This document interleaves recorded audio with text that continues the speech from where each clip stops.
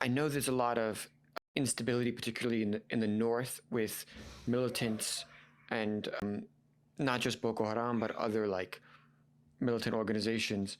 Is there any evidence that there's some government collaboration between the government and those organizations? People who are doing all of this definitely have to be sponsored because there's nothing to gain from just running through the south and like the middle belt and even the north, just killing people. Like, what's your aim? You know what I'm saying? Like, if you're going to be a terrorist, there has to be some sort of like ideology or philosophy behind it. Like, we have Boko Haram, who were like an Islamic extremist group, and their thing was like they saw Western education as like a bad thing, haram, because it made them lose their wives and their way of life.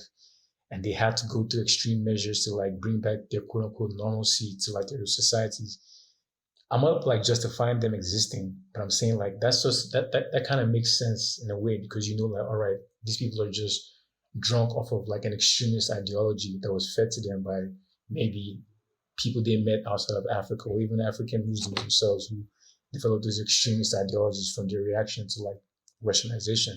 But the new wave of like bandits and like militants that we have now are not affiliated with any religion, don't have any ties to any ethnic group per se. Then for the AK-47s that they have, which is another like proof that we have that the government has to have a hand in this.